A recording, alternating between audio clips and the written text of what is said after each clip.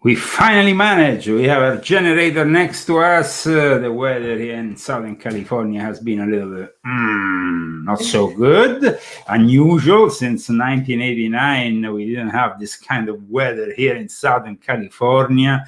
There is snow, rain, and well, I must say that here in Palm Springs, we are starting to get back to normal, but it's still very cold. Today was the first day it didn't rain, but it was as cold and chilly as ever. So, the 26th of February of the year of the Lord 2023, Leo Zagami and Christy Zagami for the Leo Zagami show special dedicated to the occult. We are at episode number 8 of the Illuminati Occult Secrets. Not bad, eh? Not bad. So we are getting people to tune in. We have some names. We have Pina, we have Bruce, of and course. Allison Wagner. Allison, Bruce, and Pina are donations this week. We have somebody else? No, that's it. I think we have somebody else on Fundry, but please write us also a mail, because Fundry seems to not notify us for the donations on Fundry. Yeah, if we ever not mention your name, it's because we didn't see it. Yeah, no, not because we don't love you. We love you very much. Okay, here we are.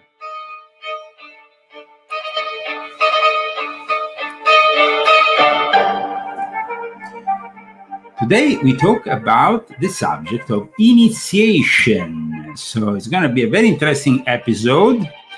We had a lot of people writing to us enthusiastically about the last episode concerning reincarnation. Today, instead, the initiation, we have had really a lot of interesting how you want to call them, Sunday lessons.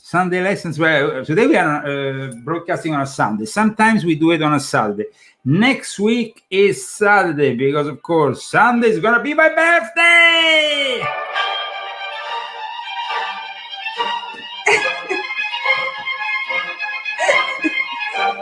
Yes, it's gonna be my 53rd birthday on this planet under the current incarnation. Huh? You're looking pretty good.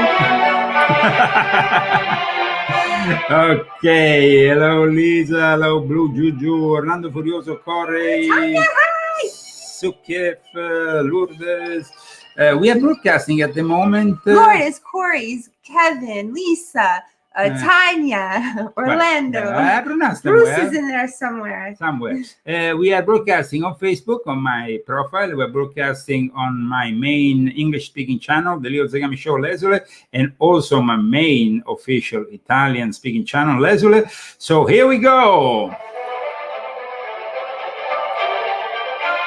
We want to remind all those people interested in supporting our show that you can do it by purchasing also my latest book, Confessions of an Illuminati, Volume 8, as well as all the others, Volume 7, Volume 6.66, Christie's books. Don't forget my book. Volume 1 and 2 of Christie Confession. We actually, in your confessions, you discuss your initiation in Freemasonry. We have touched also on it various other times. At this point, we can, of course, start this show talking about today's subject, but I want to put of course on the screen for those who want to eventually help us for next week, GoFundMe, because we no longer have PayPal, but you can still use PayPal through GoFundMe. It's a way to survive the censorship we sadly have been suffering for years. Okay, so we have that, and now we can immediately start with today's subject, because an initiation can be a number of things. It can be an exoteric one, it can be an esoteric one.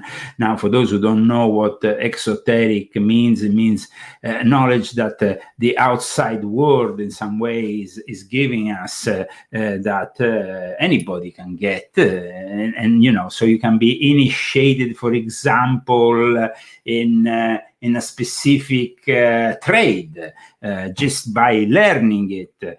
But then you have initiation in the esoteric way, which is instead usually connected to a mystery school.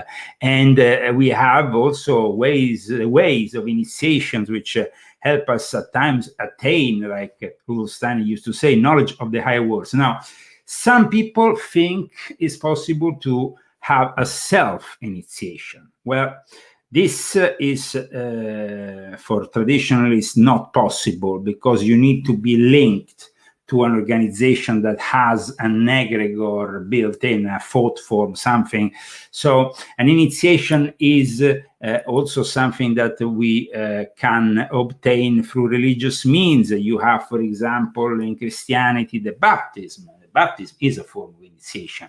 You have confirmation. You have in Judaism the bar or bat mitzvah, which is that moment, that passage between being a younger person into adulthood. So here we go with a first glimpse of what an initiation is in the history of mankind, because it's important to start right at the beginning before we get into the initiations of the various orders, Skull and Bones, OTO, Illuminati of all kinds, Freemasonry and whatnot.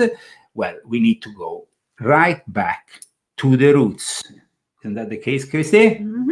So let's check this out. During biological evolution, a species may develop certain traits that give it a survival advantage against its competition.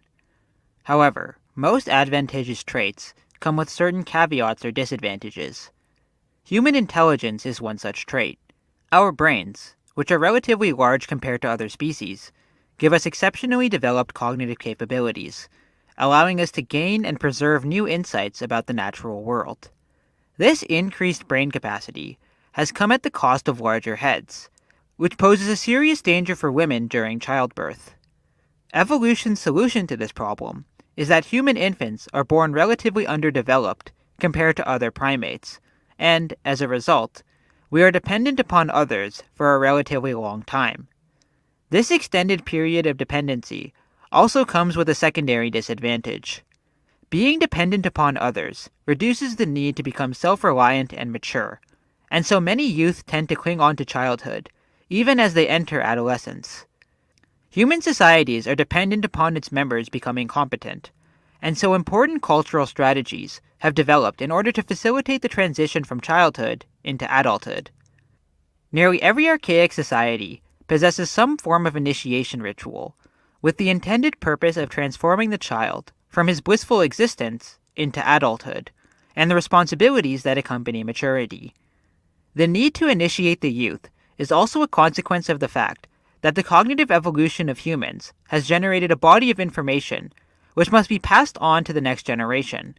As Anthony Stevens writes, "With the evolution of culture, initiation rituals apparently became necessary because individual willingness to submit to the demands and disciplines of outer reality is not something which occurs automatically with the normal processes of growth. Initiation rituals are a religious phenomenon, which often involve invoking supernatural entities, and it is important to note the profound psychological effects such rituals have upon the participant. Nearly all primitive societies believe that the sacred knowledge they possess was given to them by their gods, and it is their responsibility to ensure that this knowledge is passed down. The initiation itself is meant to produce a significant psychological transition in the initiate, in which he will no longer be regarded as a child. As Mircea Eliade writes, "The term initiation, in the most general sense, denotes a body of rites and oral teachings, whose purpose is to produce a decisive alteration in the religious and social status of the person to be initiated. To gain the right to be admitted among adults, the adolescent has to pass through a series of initiatory ordeals. It is by virtue of these rites, and of the revelations that they entail, that he will be recognized as a responsible member of society." Initiation in primitive cultures has a specific religious meaning. Children in many pre-modern cultures are often not required to directly participate in spirituality, but the initiation marks the point at which the initiate must begin to adopt religion. Since religion and culture are closely bound together, this religious initiation is also a cultural one. Initiation represents one of the most significant spiritual phenomena in the history of humanity. It is an act that involves not only the religious life of the individual. In the modern meaning of the word religion, it involves his entire life.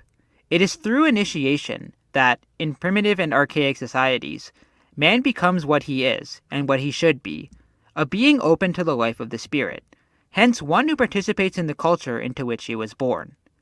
Although there are big differences between the initiation ceremonies of different cultures, there are some commonalities which are worth noting. Initiation occurs for boys and girls, but the customs of the ceremonies differ between them. For girls, initiation is usually closely associated with the onset of puberty. For boys, the goal of initiation is to strengthen their masculinity in order to prepare them for the hardships of life, and it is this type of initiation which we will focus on. The preparation for the initiation involves learning about the tribe's mythical knowledge and the spiritual origins which emphasize the necessity of becoming a man and not relying on others. The psychology of this is described by Anthony Stevens in the following way. Traditionally, boys were prepared for the initiatory ordeal by frequent recitals of tribal myths and legends, which recounted the deeds of heroes of the past. These stories had the teleological function of establishing a gradient along which the masculine libido might flow towards the goal of mature and responsible manhood. In psychological terms, the initiation is meant to pull the child from his psychic inertia and participation in the unconscious, in order to facilitate and bolster his own sense of self-conscious independence. As Erich Neumann remarks, the initiations enable young men to rise up in the scale, and to perform various functions within the group. The trials of endurance are tests of the virility and stability of the ego. They are not to be taken personalistically, as the vengeance of the old upon the young, any more than our matriculation is the vengeance of old men upon the rising generation, but merely a certificate of maturity for entering into the collective. Although initiation rituals may sometimes seem cruel and barbaric, in primitive societies they have an important psychological function, upon which the group's survival may depend. They represent a spiritual death and rebirth of the initiate, where his rebirth signifies the death of childhood and the strengthening of the masculine.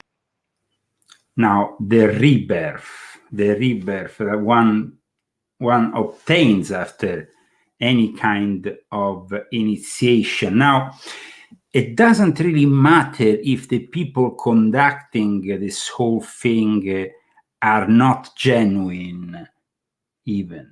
Because what happens is that you are subject to a ritual that still has its validity. In any case, this is also valid for what happens with the bar mitzvah and the confirmation. I want to briefly show you this brief account of an important bar mitzvah situation performed on a boy who had some problems. You know, his parents got divorced and so on. And I think it's an interesting example. Here we go. Welcome to the Leo Zagami Show. Today we talk about initiation.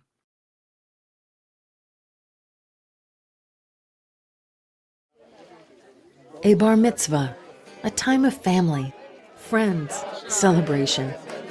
But if you're a child from a home in turmoil, a home breaking apart, it can be a time of sadness, guilt, confusion. If you're lucky enough to have the right people around you, people who care, who are not just teachers, but skilled professionals who really care, much can be mended. About a month ago, Rabbi Yehuda Rosenkranz came into my office. He's the principal of junior high school, and he said, Yoni, I have a boy right now. We have to help him out. He's going to have his bar mitzvah. The parents are in the middle of a horrible separation, and they just can't get along. So, Yoni, how can we help this boy? I said, Rabbi Rosenkranz, this is what we're here for. Boys Town's going to be a neutral playing ground for this family, and they're all going to come, both sides of the family, but even more important, the Boys Town family is going to be involved. And that's exactly how it went. Following an emotional prayer service with the bar mitzvah boy read from the Torah, we all then went downstairs to the social hall here at Boys Town, Jerusalem.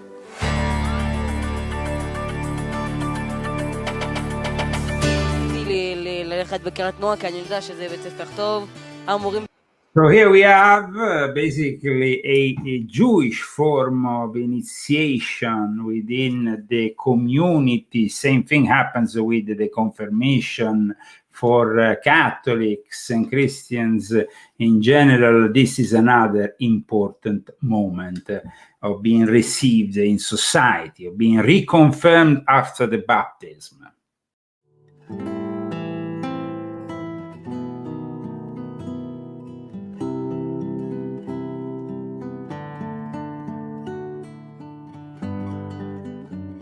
Confirmation is the ability for the person to recognize that the Holy Spirit's active in their life. We first receive the Holy Spirit at baptism, and of course, for the majority of people, if we're baptized as infants or as children, we don't have a lot to say about our membership in the church, but the Holy Spirit's given to us. But as we reach our mid-teen or teen years, we have the ability to accept that Spirit in its fullness, and that's what confirmation is. The Holy Spirit's given to us in its fullness. The 7 gifts are given, the 12 fruits of the Spirit are given, and it enlivens our life. And a lot of young people will say it's becoming an adult in the church, and in a way it is, because you're taking more responsibility for yourself, but that's not the total definition. It really is the gift of the Spirit that the sacrament offers. May He grant that as Christ, after His resurrection, was seen plainly by His disciples. It's the fact that the bishop is going to come to you. Now, no matter if the bishop is a pedophile, is a bad guy, you're still receiving this important sacrament. See?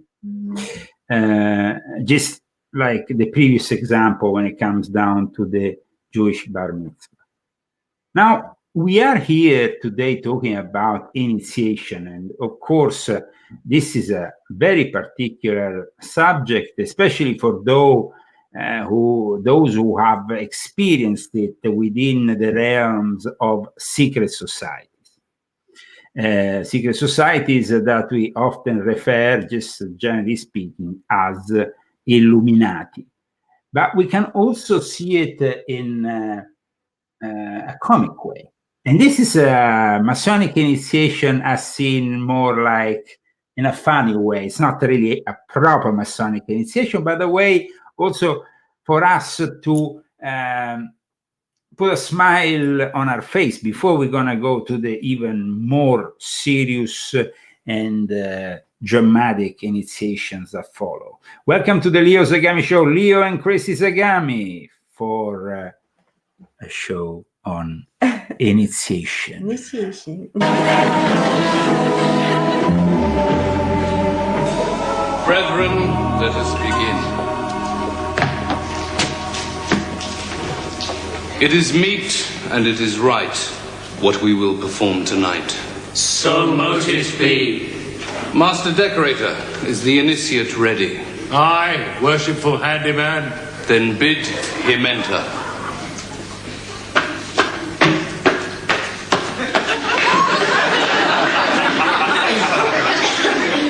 In this goodly company, show to me thy good right knee. So mote it be. This is my knee I show to thee. Now to pass the other test, show to me thy good left breast. So mote it be. This is my breast. Of the two, 'tis the best. Brother Plasterer,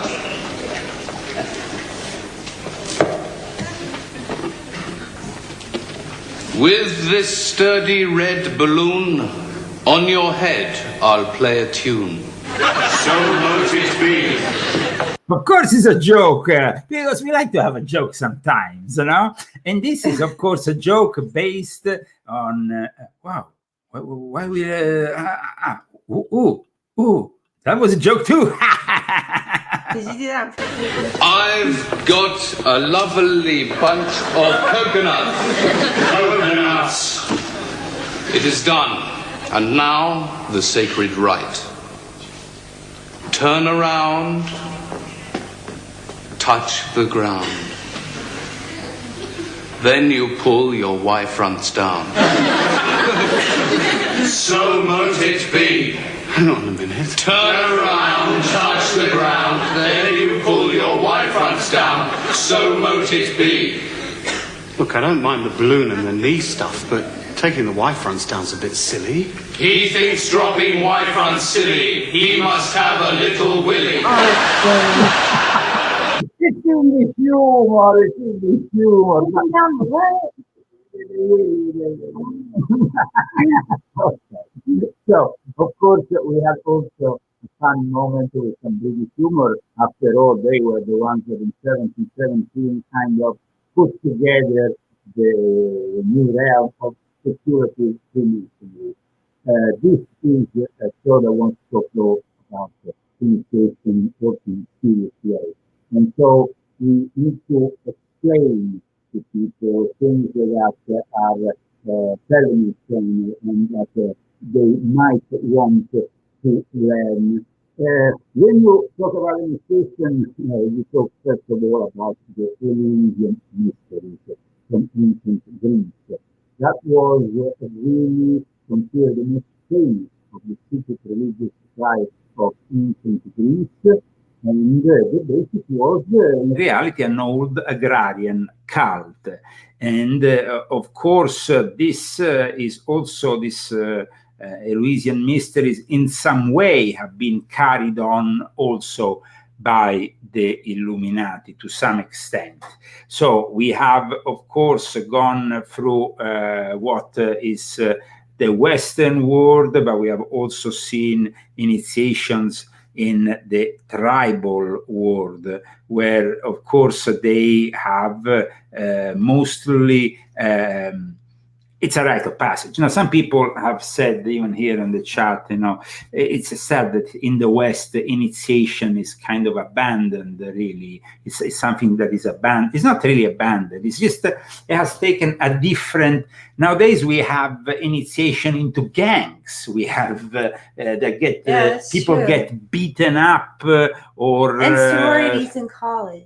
Well, in fact, that is another of the topics that we will definitely talk about, because there is also the problem of hazing, the problem of exaggerating, and make it really difficult. Now, when it comes down to fraternities and sororities, one seems to be particularly in the spotlight, and that's the one that we're going to be talking about now, the Kappa Alpha Order. Now, the Kappa Alpha Order describes in this way the initiation. In fact, I'm going to get beautiful Christy to, of course, describe it for you. I have to read. That's when she has to read. That's when she has to read. So here we go, Christy. Your initiation. Now, make it bigger. We will talk about this controversial Kappa Alpha Order in a little while, but I wanted you to read what is said here on the website about the initiation. Okay. Your initiation. As you approach your initiation, it is natural that you should wonder what it is about it. Be assured that the initiation ritual of Kappa Alpha Order is impressive and dignified. Our members, whether initiated 50 years ago or 50 days ago or 50 years ago, will agree that initiation into our order is a life-changing event. KA's ritual has endured since the time of our founders in constant rendition by men of intellect and achievement. A good ritual is a distillation of wisdom from ages past. Ours is exactly that. Okay, we can kind of interrupt that for now, because we want to explain why we are talking about this order. Well, as you know, this is one of those kind of, I call them Greek letter fraternities that abound in our universities here in America. You have, of course, the Kappa Alpha, but you have also others that are similar, like the Alpha Tau Omega, the Sigma Nu. They all kind of came along and were founded mostly by Freemasons around the 1860s and they kind of spread and became very influential. However, in recent times, they have also been criticized, in particularly when it comes down to this, the Kappa Alpha Order. There is a connection with a film which I talk about in volume 8 of my confession, and that is The Birth of a Nation, because The Birth of a Nation, that film that paraded the KKK as heroes, well, if we go into this publication from 1915 of the Kappa Alpha Journal, they actually present the whole film as great because it was based on a script by one of their members, and here the KKK is a serious society founded for the protection of men's rights and women's virtue. I mean, of course, this kind of thing these days seems very controversial, and it's also very controversial when it comes down to universities, and we go into university and we find societies like the Skull and Bones. Yes, let's go and check out the initiation of the Skull and Bones, one of the most scary initiation of any university fraternity in general can compare to the Order of the Skull and Bones, though they are on the grounds of a very important university like Yale.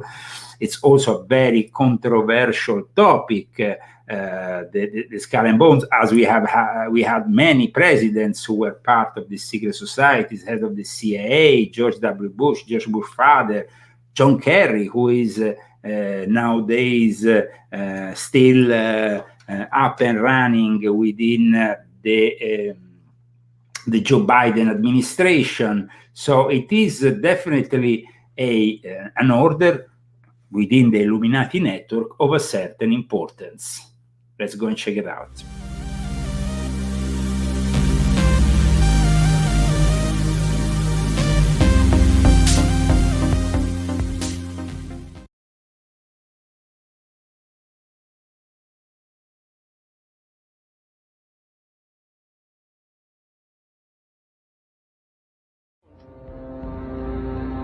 He's come pretty close. She was part of a team that successfully recorded part of the initiation ceremony that takes place in the tomb's courtyard. Okay, you have the doorway here. Yeah. Okay, then to the right you have a hedge, and then you have an evergreen tree. If you follow that line straight back, courtyard's in there. Ah, okay. So that's where they have the ceremonies in the outdoor part of it. Part of it was indoors. So we only got to see the outdoor part. Right. We only got to, and to listen to the outdoor part. God only knows what went on indoors. And what did you hear? What was it you know? You managed to get this unique it was access to it. disgusting. It was gross. I mean, they were pretending to murder people. And what was the tone of it, though? Was it jokey or was it quite... No, it wasn't jokey at all.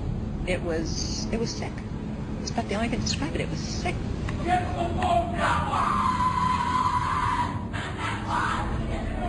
What you're hearing is the first recording ever made of the Skull and Bones initiation ceremony. It has never been broadcast before.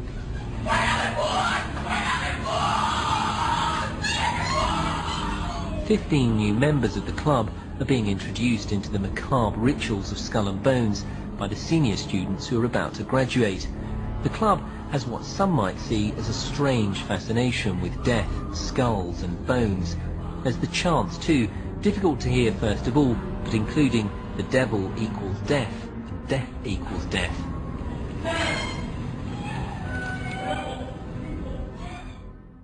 This is an elaborate, occult, ritualistic entry into this group that they are.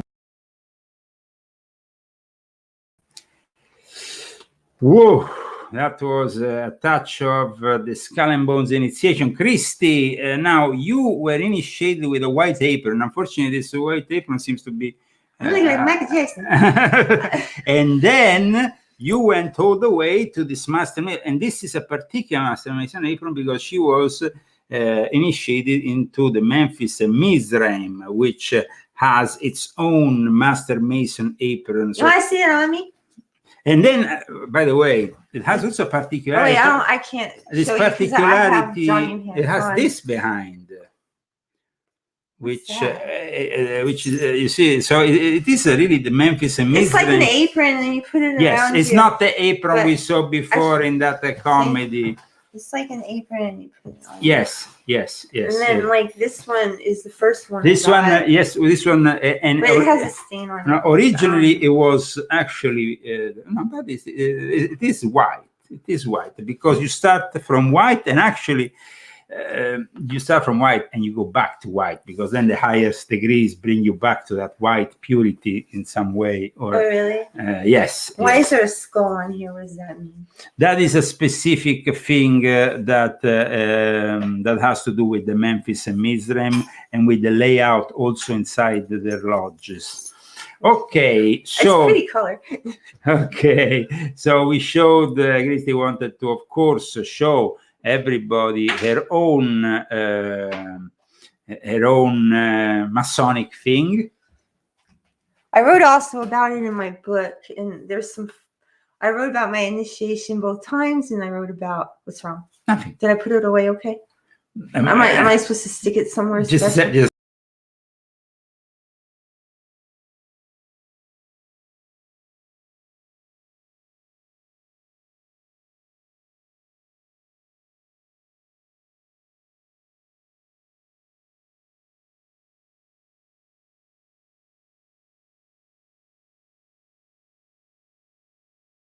Just I just wanted to fix it better. Okay, the lamb skin apron, like Corey said, that represents purity. Also, the white gloves are, of course, important, because you are dealing with the royal art, and of course you want to touch everything, but with the sacred respect that, of course, all these instruments, jewels in the lodge have. In any case, and it was all very Christian. My whole initiation was very, very Christian, the whole thing. So anybody that's saying that it's satanic, I mean... Well, actually, you were initiated in the Church of St. Edmunds in the center of the city of London, in the area where the financial area... It was really amazing experience. So, I mean, I felt very close to God when I was doing it. So people say, oh, it's satanic. It's not. People make it satanic. No, well, the wrong people do, right? The wrong people, and of course... now it is, though. You have also the problem with the people who are directing this fraternity, or maybe with certain rites going a bit too further into the realms that then at times touch with black magic and other things. However, I must say that aside from this, Freemasonry can offer also a great experience for the modern man that wants to still live the initiation. Initiation is something that obviously then later on has to be followed by your internal work.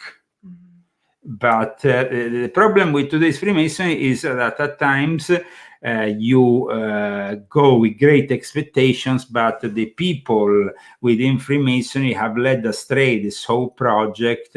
And also, we don't have to forget that if you start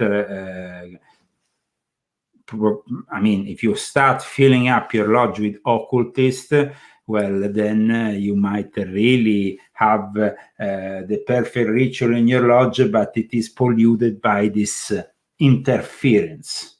These occultists interfere. People like the OTO. And for that reason, I wanted to show you today Milo Duquette's experience of initiation that confirms also how Freemasonry gets polluted with something that has nothing to do with Freemasonry. Here is Milo Duquette, who is currently a high-level member of the Grand Lodge of California, high degree in various rites, talking about his own experience also, initiation experience in the OTO. Good Sunday morning, everyone. I believe the video is about to start. If it's not started already, There we are. Good morning, good Sunday morning, and welcome to Sunday School. What I've got here in my hand is a 1973, so it's the second Weiser edition of what is known as the Blue Equinox. Equinox Volume 3, Number 1. Okay, there was no Equinox Volume 2. That was a period of 5 years of silence. It's a long story. But anyway, with the help of Frater Akkad and the Detroit OTO, Crowley had this published. So the Blue Equinox has to thank the American OTO people in Crowley's day for getting this published. This is a particularly sentimental volume for me, because shortly after my initiation into the OTO in 1975, of course, I met Helen Parsons Smith up here in Dublin, California, and she was at my first degree initiation, and she sent me a box of books. She was operating what she called Thelema Publications in those days, and she published rare Crowley material, and she distributed other Crowley works, which not many people were doing, okay? And she gifted me this, plus the Jimmy Page facsimile edition of the Lesser Key of Solomon, and a few other works. And this has been my, there was one earlier, 1972, limited edition of this that Weiser came out. So this is a rare book, but it's not that rare. And of course, it's in a paperback. But anyway, most of the OTO official documents that emanated from Crowley are found in the Blue Equinox, plus other things. I'm going to read two things from it for Sunday school. But I thought while I was here, I would show you what I've done with it. Okay, this is my official kind of OTO record book too.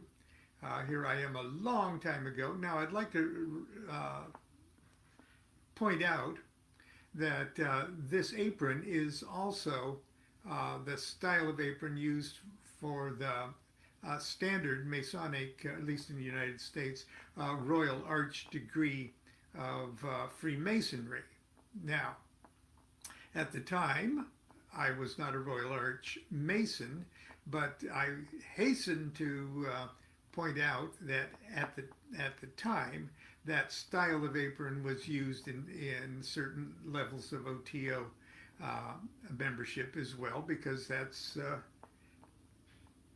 how it was done in Crowley's day, or how he dictated that it should be done in his day. So, and there is a record of my initiations into the OTO and the dates and everything else, and it goes on to this page here. And in the back of the book, I've got another early photograph of me in certain OTO regalia. And I've got my EGC, or my church credentials, also listed here. There, how do I do it? There we go, in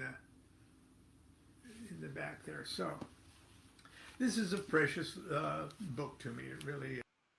So, of course, here we see Lomaro Doquet, current Deputy Grand Master of the Ordo Templi Orientis. As you can see, there is a direct link with Freemasonry. They were even using Masonic aprons right at the beginning before they then founded, I think, in 1977, their first Grand Lodge. You can find the whole story in volume 8 of my Confessions, aside, of course, of volume 1 also, and it's definitely a very interesting account. But we are moving further.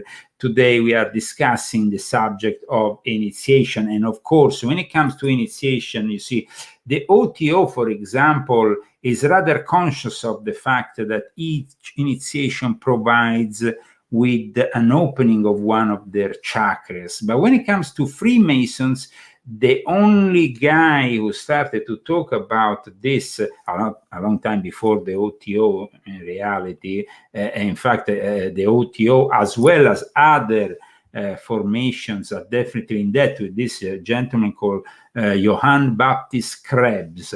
Johann Baptist Krebs was born in 1774. He died in 1851 in Stuttgart, and he was an opera singer, but he was also a pedagogue, a Freemason, and esoteric writer. What did he write, which is so important, which I'm actually citing from one of my books here, is the fact that, you see, when you get initiated in Freemasonry, you are touched, you are moved around, you are blown air on, Now, each one of those elements is actually specific to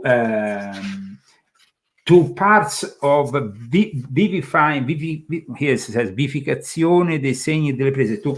Is basically, that's why you cannot do a self-initiation into Freemasonry, because they are transmitting you something, and of course, the fact that they are transmitting you something is opening you up. Now, this can be positive as well as negative. For example, in the case of the OTO, after they're also invoking elemental entities, or in the case of other initiation, which I was subject to, like a Fraternitas Rosicruciana Antigua, they were using the great papyrus of ancient Egypt, and they were blowing air ptah on me. And this was also, of course, demonic, and I had to later get exorcised from it.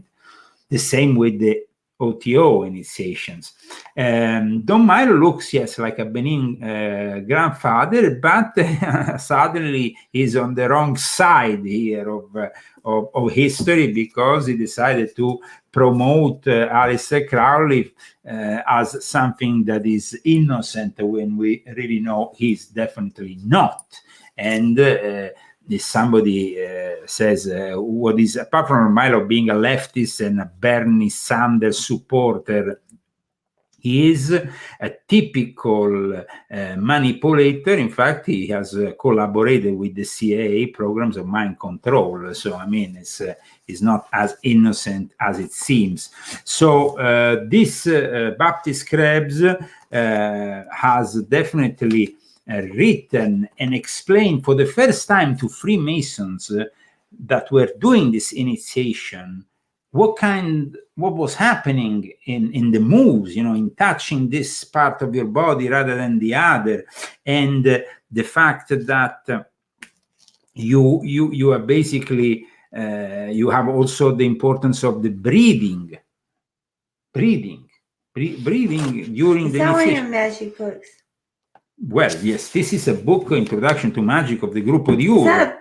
What is that? No, that is simply so I can now, there is some similarities definitely also when it comes down to breathing, with Hatha Yoga, with of course the fact that you have various parts of the bodies that are reawakened, the heart, when you have, for example, simply in Freemasonry, you have, of course, this is the first degree, which symbolizes also the cutting of the throat, but is also something that is in a way liberating you and gradually brings you to talk, because you are not able to talk as an enter apprentice. practice. So then later on, you are tearing your heart off, but the heart also has a specific function, as well as, of course, when you become a master and you are resurrecting literally to a new life, and all this, of course, this allegory sees as a main figure Hiram Abiff. And you had to study a little bit, Christy, between the degrees. Don't ask me now. I learned all of it. So Freemasonry in every degree knows, of course, we're talking mainly about the first 3 degrees, because then you have the lodges of perfection.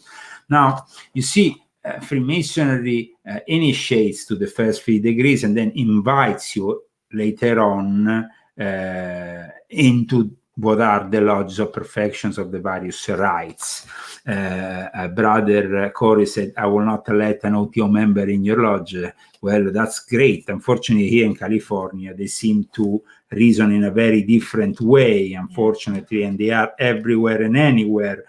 And it's Hermetes Trismegistus, Hermes 3 times great. We talk about alchemy, that Freemasonry was practical alchemy, and it's 3 times great. So it's Enter Apprentice, Fellow Craft, Master Mason. It's 3.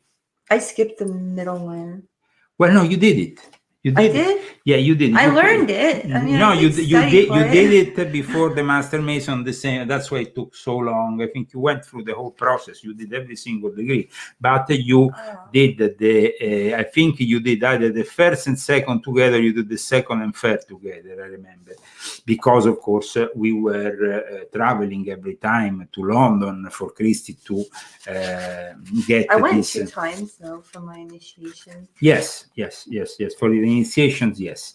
And of course, you have then also another form of Freemasonry, which was very important for Adolf Hitler. It's a secret form of Freemasonry, Turkish Ottoman Freemasonry, which was the teachings were transmitted to Adolf Hitler by Rudolf von Sembotendorf of the Thule Gesellschaft. What did he learn from? Because the thing is, you learn certain things, but then you don't have to abuse them. Even in Rosicrucianism, you learn a lot of things, but you don't have to abuse them. Some people, though, think that you can also have a self-initiation into certain faculties. Like I said, it's impossible, though, to have a self-initiation into something like Templarism or Freemasonry. These are all certain mystery schools of old. I want to show you something here. This is very disturbing, but it is an initiation that is considered one of the most fierce. It was created by Freemason Mazzini and Garibaldi, and this is the initiation into Cosa Nostra, into the mafia, and you will see that it's a very particular form of initiation. It's definitely a very particular form of initiation. It was never showed before. This journalist, I think from the BBC, got the Italian Carabinieri to finally release their own secret camera recording of mafia initiation. So check this out, and welcome to the Leo Zagami Show. Today we're talking about the subject of initiation. Please support the Leo Zagami Show. You can do it with a donation, but you can also do it simply by purchasing one of my books or one of Christy's books, which will definitely provide you with a lot of interesting reading and a lot of knowledge. The Italian mafia have done their best to keep all of their rites, their initiations, their ceremonies extremely well guarded. We've been able to hear about their initiation ceremonies only in court. We've got testimony about what happens in those ceremonies, but we haven't been able to see what those ceremonies actually look like. Well, now that's changed because the Italian police, the Carabinieri, in a 2-year investigation, have been able to film one of those ceremonies, and they've released this video. Buon e Santa Sera di Sant'Ista. Giusto appunto questa Santa Sera. Il silenzio della notte sotto The grainy footage shows 4 men apparently on an outside terrace And the ceremony looks like it's led by the man with his back to the camera, who's wearing a baseball cap. He leads the men in a huddle. He uses extremely elaborate, even neo-pagan language. Holy afternoon greetings to the devotees, he says at one stage. And he, I suppose he's the initiator, asks the new member to swear until the 7th generation that he will protect the honor of his wise brothers. None of these men know that they're being filmed. And he also delivers some rather forceful instructions, and these are shown on a second video released by the police.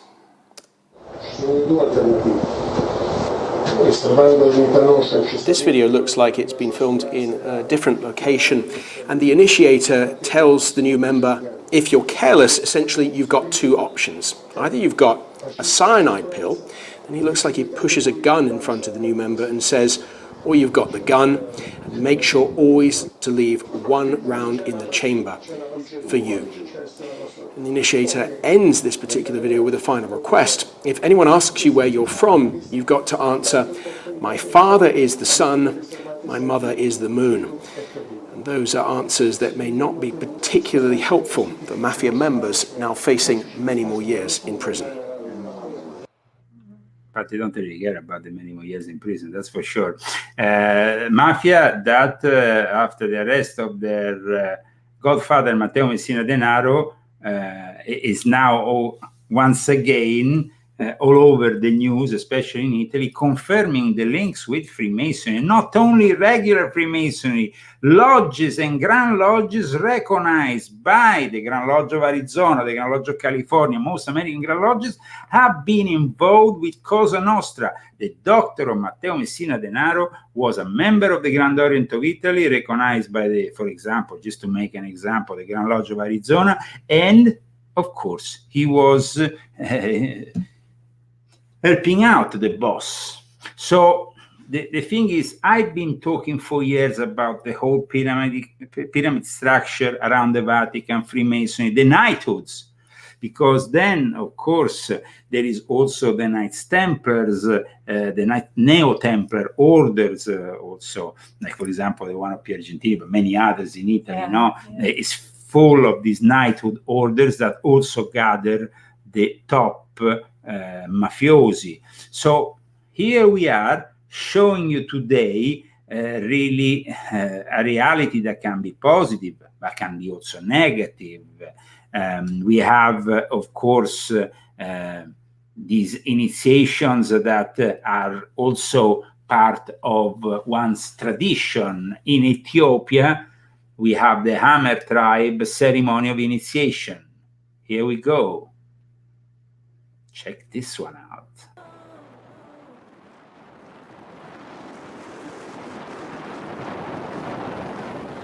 Targ wtórny.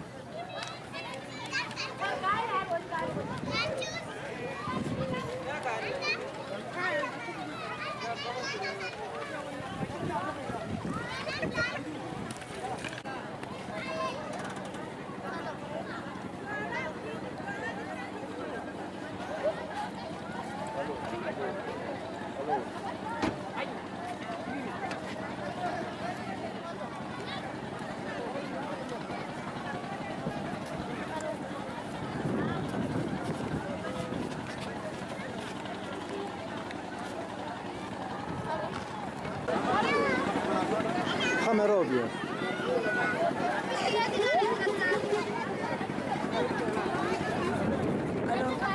Halo.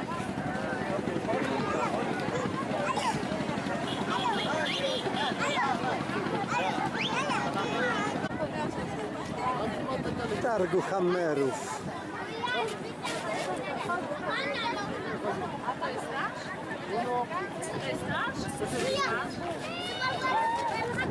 So in this context, Christy, of course, we're talking about something that it's obviously a rite of passage. Nie wiedzą, że mają przejść przez tą bramkę.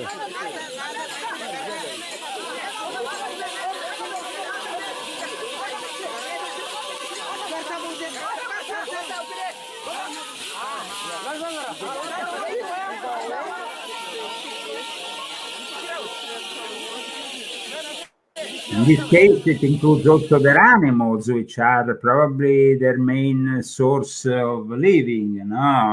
It's definitely an initiation from an agricultural background, let's say, in Africa by a tribe.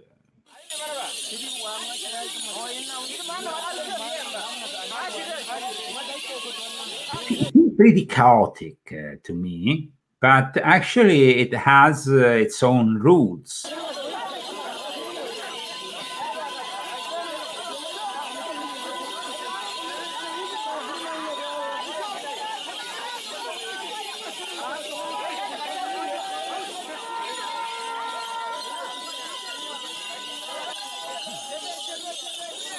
Seems like they're initiating also the animals, not only themselves. Now, what I'm about to show you is an incredible initiation within the US Navy. It's an initiation that used to take place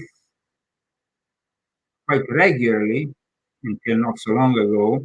It seems to be kind of evaporating gradually, but it is definitely a very interesting testimony, because at this initiation ritual there was present even an American president.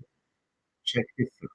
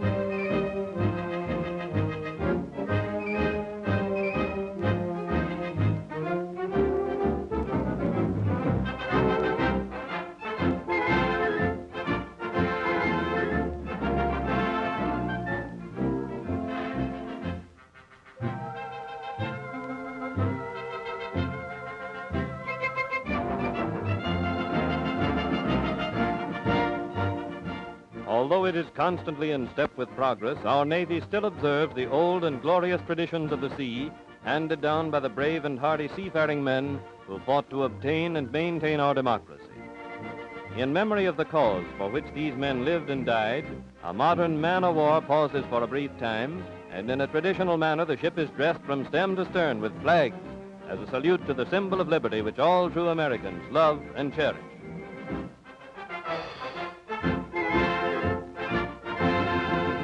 And having paused, she once again puts to sea to take her place as a unit of the United States fleet headed southward to equatorial waters.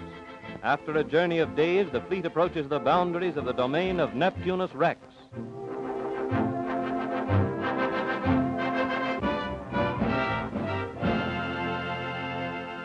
Though the weather is tropical, pollywogs in heavy winter clothing and using boxing gloves for mittens are detailed to keep a sharp lookout for Davy Jones, the royal emissary. Shellbacks search the ship, rounding up all rebellious pollywogs, for these rebels must be thoroughly subdued and taught to show due respect to His Majesty King Neptune when he arrives on the morrow. It looks as though the shellbacks have a tough job on their hands, but the methods are effective. Before the long day ends, the pollywogs will be too weary and worn to offer further trouble. At dusk, the lookouts report that Davy Jones is approaching the ship, and the welcoming committee of shellbacks assembles. Davy Jones, with his royal retinue of deputies, boards the ship, and the subdued pollywogs and landlubbers are held in readiness by the shellbacks for his royal pleasure.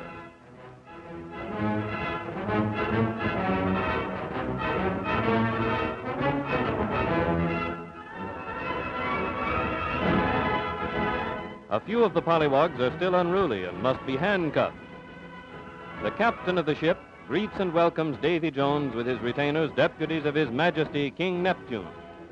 Davy Jones reads a proclamation from His Majesty stating that all pollywogs and landlubbers must be initiated into the mysteries of the deep before the end of another day.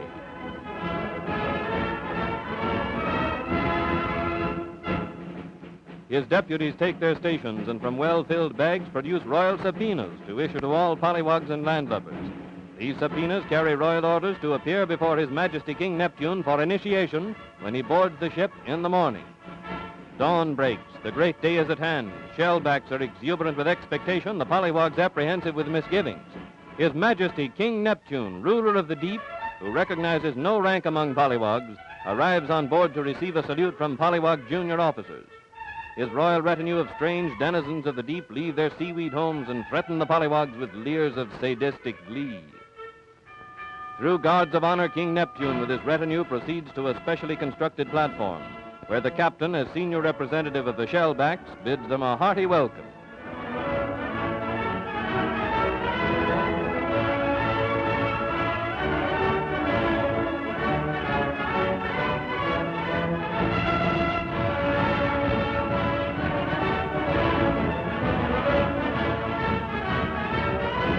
King Neptune receives command of the ship and immediately orders that his flag, the Jolly Roger, be hoisted as a warning to all seafaring men. The ancient ruler of the deep goes modern. With a microphone, he welcomes all shellbacks to his domain, warning each and every pollywog that he intends to be as severe as he can for their offense of entering his domain. But if during their ordeal they prove themselves to be true men of the sea, he will be glad to welcome and acknowledge them as tried and trusty shellbacks.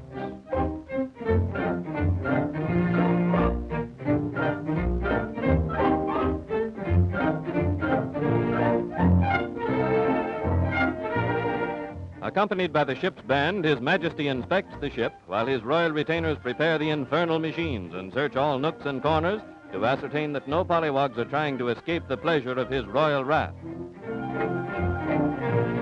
While other shellbacks look on, King Neptune complains that the presence of so many landlubbers is disagreeable and orders all pollywogs, lounge lizards, freshwater sailors, and amateur mermaid chasers to be brought before him. He mounts the throne and his royal retainers assemble. Queen Amphitrite, mistress of the sea, fairest of the sea flappers and ruler of the mermaids. The royal navigator, charter of ocean breezes, controller of sea currents, and keeper of the keys to Davy Jones' locker. Royal police who search the seven seas for pollywogs. Royal doctors, originators of seasickness. The royal undertaker who views the pollywogs with malevolent satisfaction. Royal guards who have the difficult task of protecting the Queen's mermaids. The spectacle of King Neptune on his throne with his grim retainers assembled close about him is a sight pollywogs never forget. All is in readiness, and for the first time in history, a President of the United States, while in office, presents his credentials to King Neptune. The royal retainers engage in heated debate as to the manner in which so illustrious a visitor should be accepted and initiated into the mysteries of the deep. While His Royal Majesty King Neptune looks on and becomes impatient and wrathful with his royal retainers. Not bad at all. But initiations, of course, are not always so joyful. They are also dramatic. And somebody was asking me, how do you see self-initiation from the dreaming and astral planes? Now, self-initiation is not always accepted by traditionalists for a reason. First of all, the meaning of the word initiation. Because initiation comes from the Latin word initium. Initium means basically going into something. It means basically beginning, start. It means also that you are starting right in the plural. It means rites, mysteries.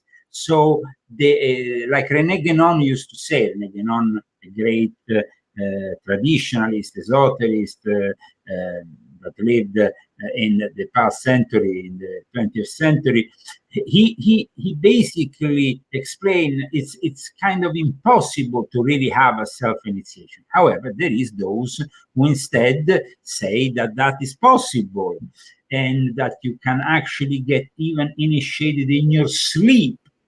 However, let's go and check out another form of initiation. Here, I would like to adventure myself in India, in what is known as the Diksha. The Diksha is in Sanskrit initiation in ancient India, is a rite performed prior to the Vedic sacrifice in order to consecrate its patron or sacrifices. And this is, of course, in Hinduism. It's the initiation of a lay person by a guru with certain mantras. Now, René Guénon used to say that without a guru, you can recite all the mantras that you want, but without that spiritual foundation that is inside the guru, you can never really understand it and be participant to a genuine initiation. So let me show you what is a genuine Diksha initiation in Nepal.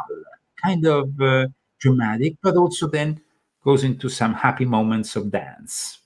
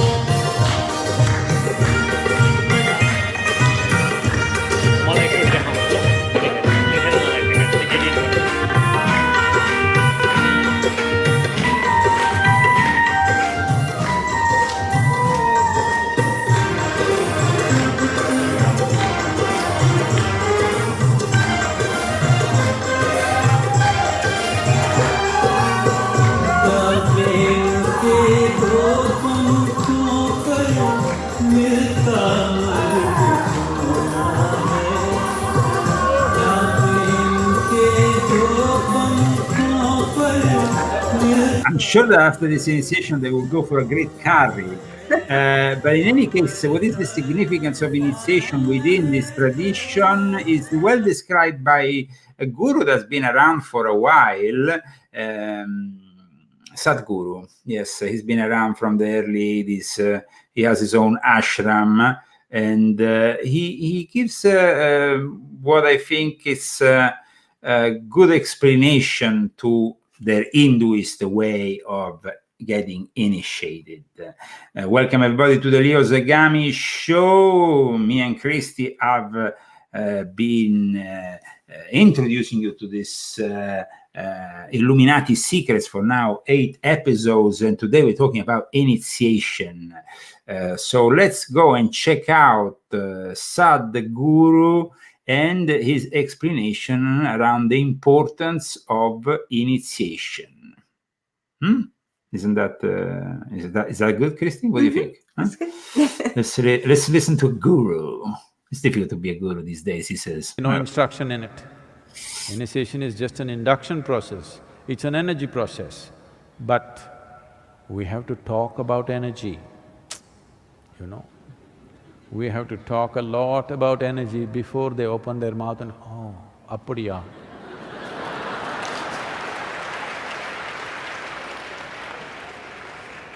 Tough times for gurus. Too much talking. If you don't talk, nobody will be here. Very few can really understand. If we simply sit here and reverberate, they will also sit here and reverberate. Those numbers are small. Well, in Isha those numbers are increasing. I don't have to say much. But in the larger world, you have to You have to talk, talk, talk and talk. Hang out with people.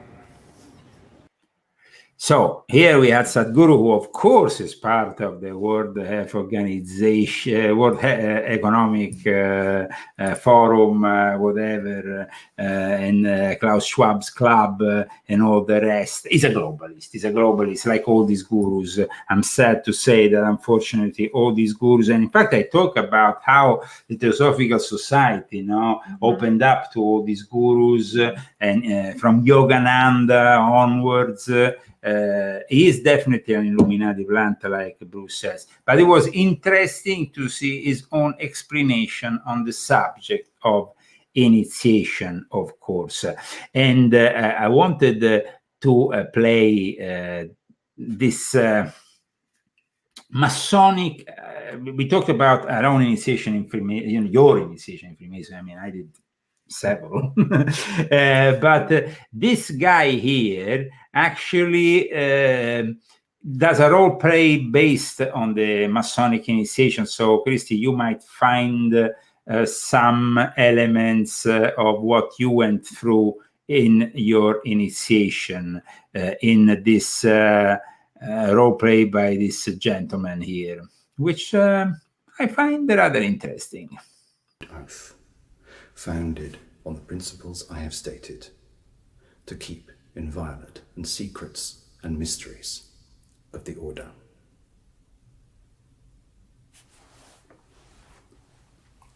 Answer. I do.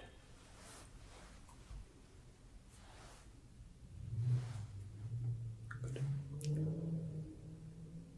Then you will kneel on your knees, formed in a square. Give me your right hand, which I place on our Constitution.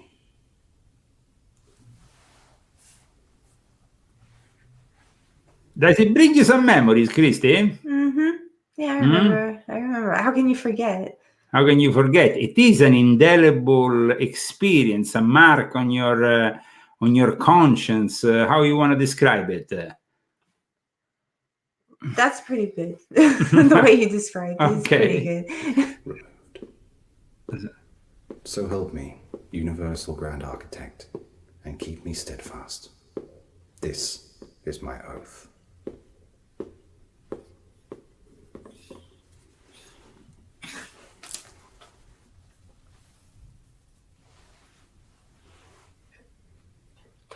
And of course, we go through the oath, and then you go through the other part, which is the obedience part of this whole initiation ritual. This, of course, is not an actual initiation, but rather an enactment of it, but rather well done. Still, as a Freemason, there are other excellences of character to which your attention may be peculiarly and forcibly directed.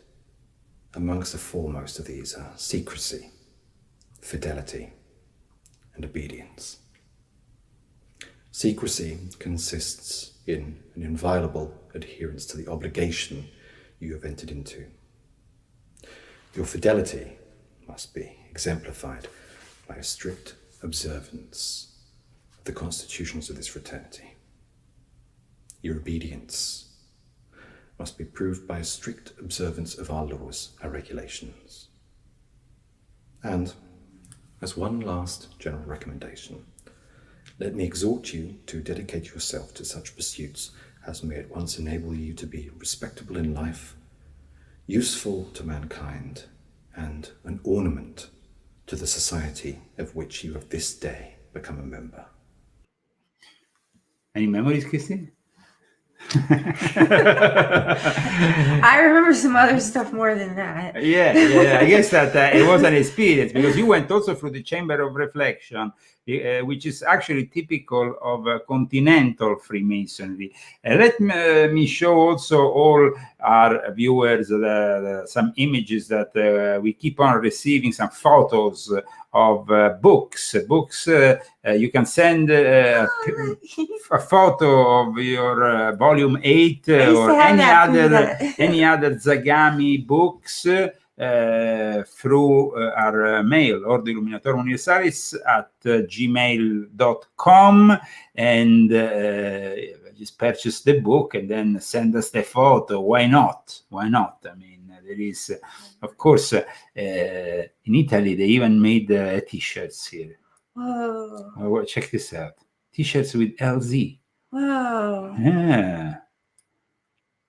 Watch that. Huh? Cool. LZ, Leo Zagami! Purchase the Zagami book, do a photo, and send it to us.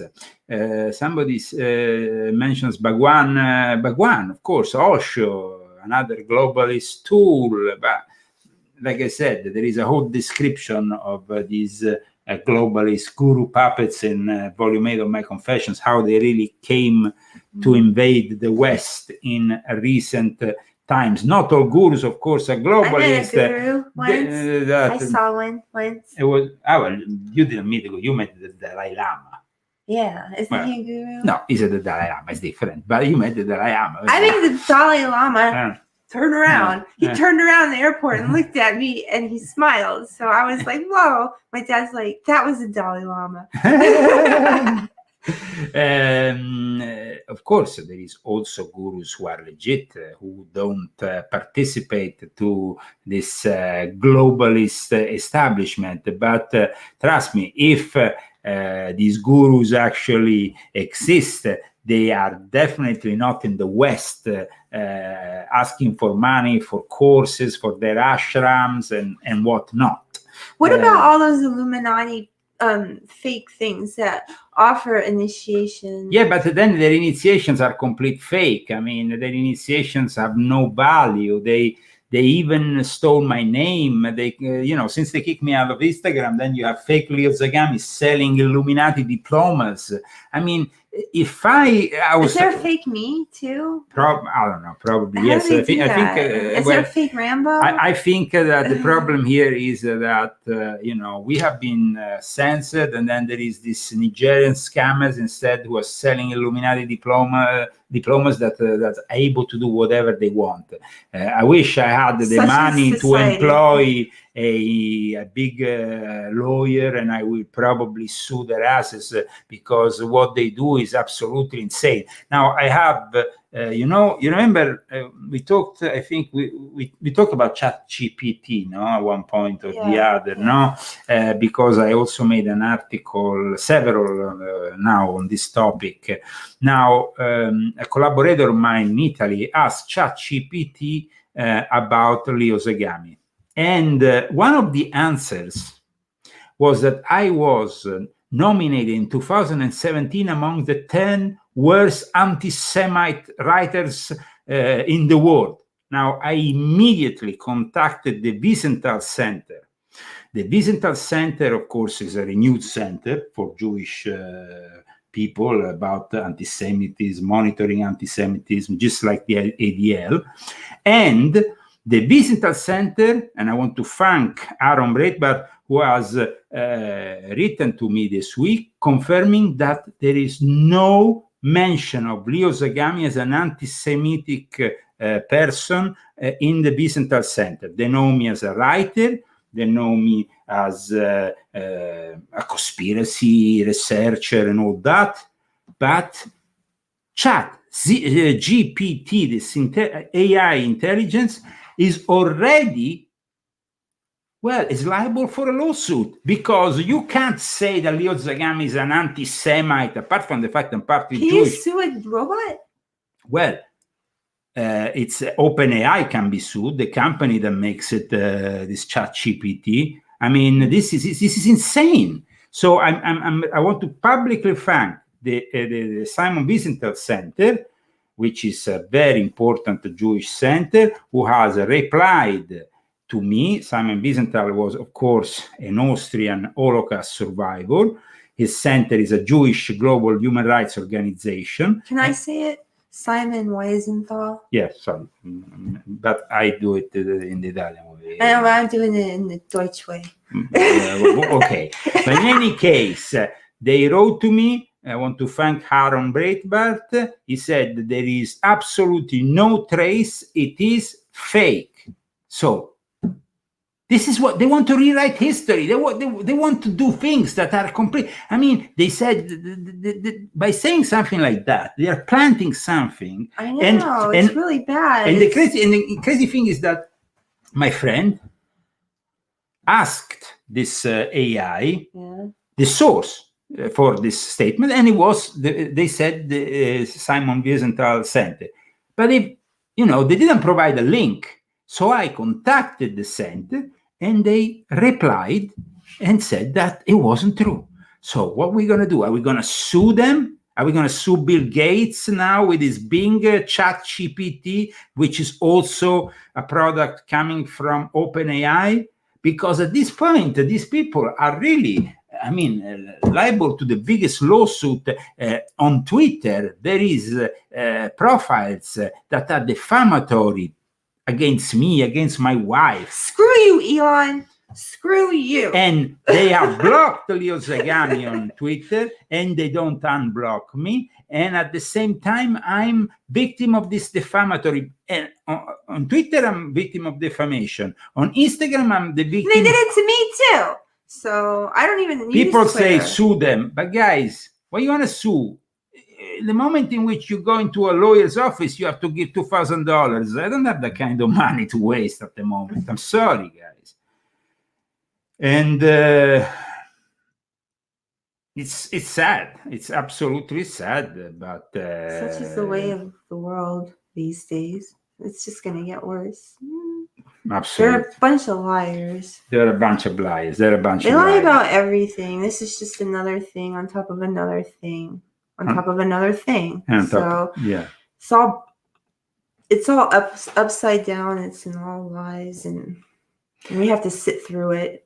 But whatever, we will survive it. It's the end times. It's the end times. We're trying to do our best. Today we brought you this wonderful show about initiation. I hope that you have, of course, appreciated my efforts in some way to explain what an initiation is. An initiation can be many things. It can be a positive experience, it can be a negative experience, but definitely when it comes from a legitimate source, then it's always a positive experience. For example, you can be like me or my wife, not a practicing Mason. You are then an unattached Mason. And in that case, still have an experience of an initiation that in some way has helped us mature ourselves. Now, we learn, of course, about symbolism.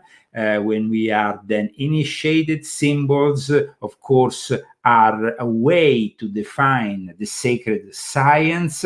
The rituals, of course, are part of this evolving your own conscious about your degree of knowledge and these trials that you undergo, because not everybody is worthy of, unfortunately, certain knowledge in the eyes of the mystery schools. That's why they have been so selective. Now everybody says, well, I don't care about being initiated. I want this knowledge without being initiated. That's fine. But remember that you cannot drive a car without having the keys. The key to drive the car, you have the car, yeah, but you don't have the key to drive the car. It's a bit like that. The fiat lux, the initiatic light that is transmitted, the spiritual influence, the illumination, if you want to. And then another thing about initiation, in some orders, of course, it accompanies, it's together also with an initiatic name that you choose. A lot of people then, even the Pope, for example, he arrives to the Petrine ministry, Jorge Mario Bergoglio, and he calls himself Pope Francis. It's not his name. It's the name that is given upon being bestowed this initiation into the Petrine throne. I have a question. Yes. Are priests initiated into? Well, of course, the priesthood? priest has to lay down completely on the ground and has to go through a ritual, and that is in itself an initiation of complete.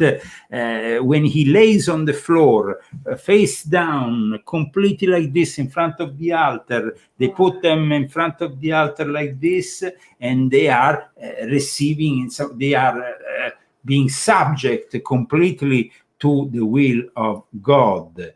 Somebody is asking me, what is the Great White Brotherhood? Well, that is a subject for a whole episode, maybe in the future. But some people have claimed that they are part of the Great White Brotherhood, but in reality, they were pretty black. I mean, Crowley used to claim he was part of the Great White Brotherhood. It is something that kind of manifested, especially within the Theosophical Society and all the milieu, whatever orders and groups that the Theosophical Society in one way or another created.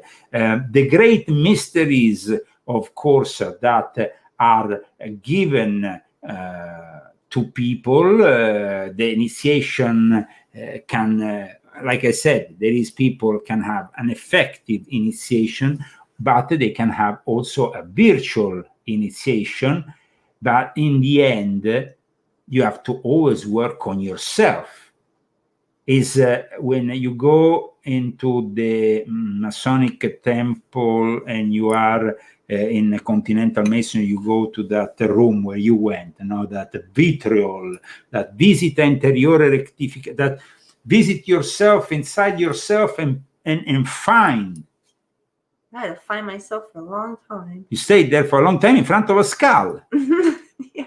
Yes, and it symbolizes. It was plastic, though. Yeah, so. But it symbolizes death. It's not as just you're about to die, and then you are about to get reborn, entering a path. It's a way of proceeding and hopefully learning something. However, because the Western initiatic system in general is corrupt these days, most of the initiations which are received in this in the West are considered ineffective and actually dangerous. This was said even by a traditionalist like René Guénon. So I hope that we kind of clarified for you. Somebody said I had to do a virtual initiation. Some people do a virtual initiation. I mean, some groups these days initiate using Zoom, using the internet. I'm for tradition. I'm more tradition. I'm really traditional when it comes to this. Because you're going through the mediation of something that is non-human. So I prefer to, you see, we talked about touching, breathing, no? Mm-hmm. How can you do that in a virtual initiation? I'm sure that with the arrival of the metaverse, we will have more and more virtual initiation. I'm sure that some Masonic lodges will open up in the metaverse, but this is not real initiation. You are risking what it's known as counter initiation. The breath, the air, the logos, this is human, it's important, but it's also sacred because we are made in the reflection of God. Let's not forget that. So I want to say something. Yes, please. I want to say that people might be confused because they might think that women can't be initiated into lodges, but my lodge was a mixed lodge, and so it had women in it too. But that's why we went to London, and we didn't do it in Italy, where I had a bunch of lodges, but they were not. They were not, of course, mixed lodges, because traditional Freemasonry is. But there was traditional Freemasons. Yeah, no, absolutely. In fact, they were members of the United Lodge of England, just to demonstrate once again at times the hypocrisy No, these days the United College of England accepts transsexuals, women who have become men who have become women, but they don't accept women. I mean, it's just insane. No? So I mean that also we have, of course, the initiation is something where we can learn the smaller mysteries all the way to the bigger mysteries, and in some way we get initiated life after life. There is certain initiations which are moved to us by our own life, no, that are a test towards us. But then you have a more traditional approach, and of course then you have like I want to show you now just briefly a woman that is talking about self-initiation in the Wiccan tradition, for example. I mean, this it's something that check out what she says, Christine.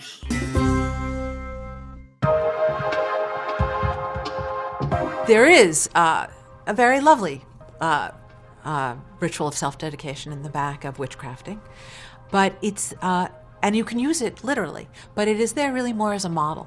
A self-dedication ritual is something that you should write yourself. It should be informed by your unique journey, the journey that you've taken. If there is a deity that is called to you, you can dedicate yourself to that deity, and they will become, in effect, your spirit guide. Yeah, but you can also get possessed by them, and then we need to exorcise you. So beware of self-initiation. Beware. Well, look what she's an interest that you have. It could be green magic, plants, or animals, or divination, whatever it is that calls, or women's mysteries, whatever it is that calls to you, you can dedicate yourself to that. Yeah, whatever. No, we stay within the lines of tradition, my friends. And at this point, of course, within the lines of our own personal tradition, here we are with...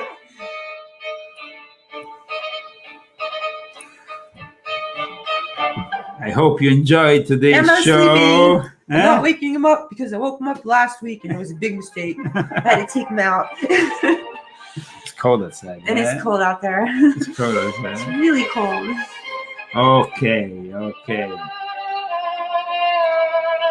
If you want to support this show, you can do it through Fundly, through GoFundMe, and through Cash App. You find all the various links, of course, in the description of this video.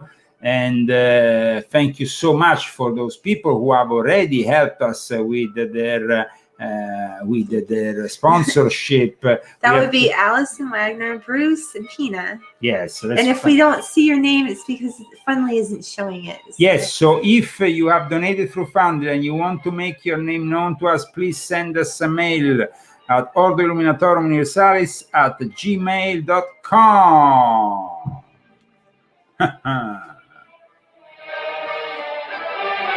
Bye, everyone. Have a nice week. See you next. I want to say hello also to Apollo, which guested me on her own show a few days ago. And she was up here. Yes, she was up here. And we have... I went on her show too. Yeah, it's always great.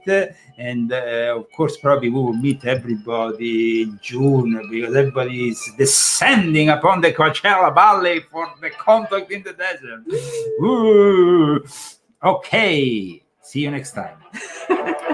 We're gonna be back on Saturday because Sunday is my birthday. Yes, my birthday. Ooh, all day celebration. He loves his birthday. I love his birthday too. Oh, that's good. Maybe you should go back and with a pose. Definitely, that would be great. This time I'm gonna save the video for posterity before it gets erased. Just let me know when you want me on and I'll come on. And from Palm Springs, California, that's soul and a little bit more.